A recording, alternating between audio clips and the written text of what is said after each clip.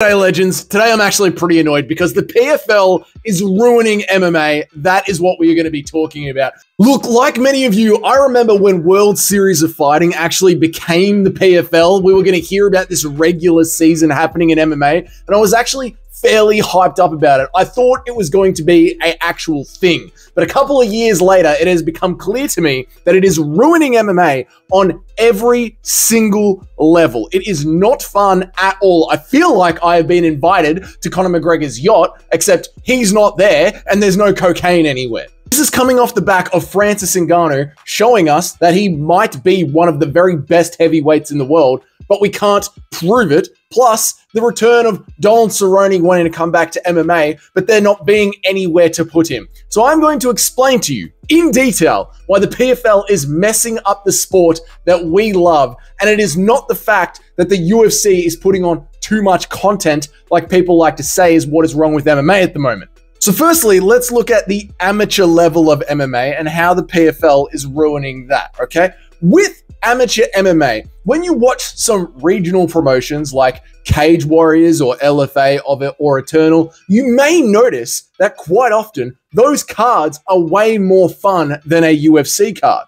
And why is that? It's because of a very special mix of things that is unique to regional MMA, right? Number one, you have got young talent coming into a regional show like Cage Warriors, and their skills aren't quite as honed as a UFC fighter. But what they lack in skills, they make up for in passion. They make up for in enthusiasm, because these young fighters are trying to create a moment, a highlight moment that will get seen by UFC managers, MMA managers, and propel them into the UFC. Plus, they are quite often matched up with grizzly old vets that never made it into the UFC. 34-plus-year-olds that they enjoy cage fighting. They don't mind making an extra $5,000 on the weekend. You know, the kind of guy who's a bricklayer by day. He heads to the pub to bet on the horse races, and he just wants to end the night with a punch on. And that's his Tuesday night. This makes for some pretty goddamn entertaining matchups at, again, LFA, Cage Warriors, Eternal. But there's only so many young guys that want to go and get their heads kicked in on the weekend for $5,000. Now, what the PFL have done is they have tried to set up their own regional PFL shows. Like, they're trying to set up PFL Australia. Please don't.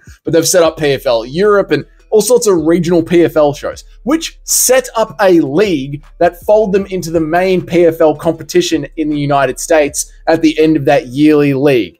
This means they are sucking from the talent pool of young MMA fighters.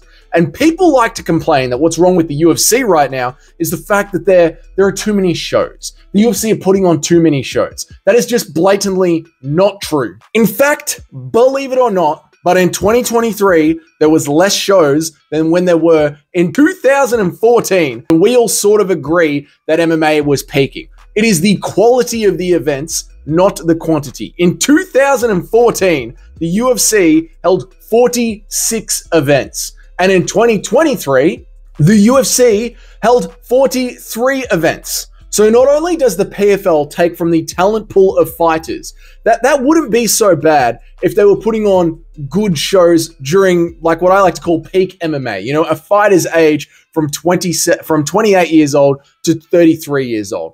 But the way that the PFL structures its shows, it cannot be good, because the fighters that are in the PFL are not there to win the fight that they are in. The fighters that are in the PFL are there to win the season that they are competing in, which means that they are actually encouraged to take as little damage as possible fight to fight to be able to draw out their series. It's like we're watching a marathon instead of a sprint, and MMA is more fun when it's a sprint. So just by the very nature of the PFL setup, it equals less action. And then, of course, the PFL has a watered-down MMA rule set. And I'm comparing their watered-down MMA rule set to the UFC's, which is also a watered-down MMA rule set of the global rule set. Do you know what happens when you keep adding extra mixer to my drink? It sobers me up. It makes me a very unhappy Dougie. And that's what the PFL has done with the MMA rule set, right? The global rule set allows knees to a grounded opponent, and it also, it fines the fighters in the cage while the fight's happening if they're stalling the fight. The UFC doesn't have that.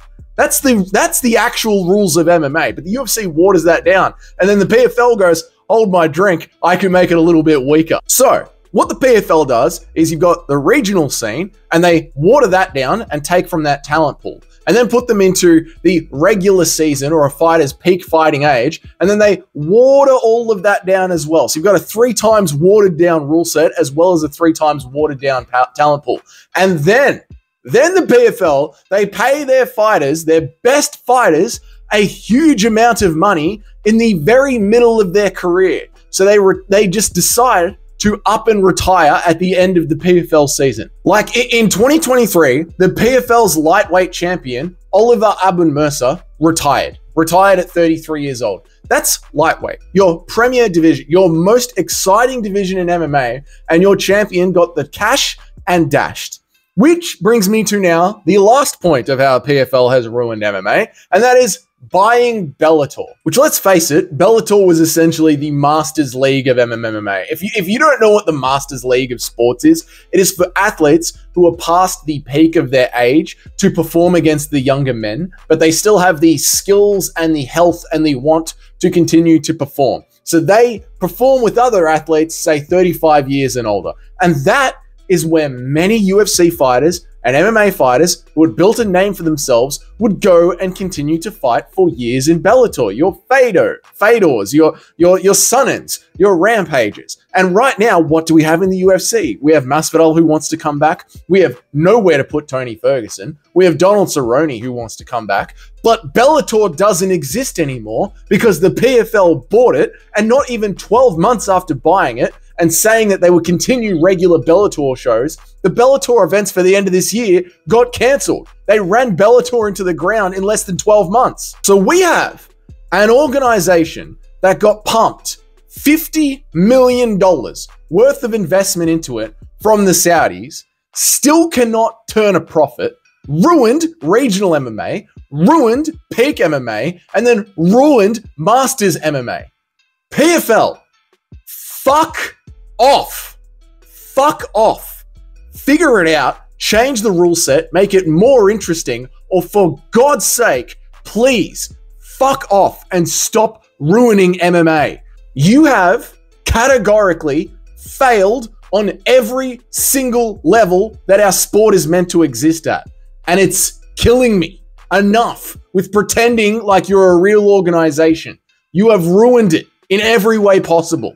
And it has culminated this weekend with Francis Ngannou putting on a stellar performance. But now there is an argument going on in MMA about who is the best heavyweight in the world. That was boxing's problem. And we came in and fixed it. And now you have gone and undone all of that work. We have John Jones, Tom Aspinall, and Francis Ngannou, and no one knows who would win out of Tom Aspinall and Francis Ngannou, the 2 best real heavyweights in the world. Sorry, John, but it is what it is, mate. There we go. Happy to finally get that one off my chest. The PFL is absolute dog shit. Let me know what you think about the PFL down there in the comments. Do you think there is any way that that ship can get turned around? Do you think there is any saving that organization? What sort of rule changes would be needed to fix the PFL? If this is your first time here, g'day, my name is Dougie. I try and make an MMA video every single day of the week. So if you want to hit that subscribe button to make sure you get all of them. I also go live 3 times a week where we have live debates and Q&As and discussions about all things MMA. If you want to know when I go live, hit that notification bell. And if you're already on board with the channel, help the channel grow so I can dedicate more time to it, do some more live streams by hitting that like button. Until then, you guys have yourselves a great day, and I'll see you all in the next video.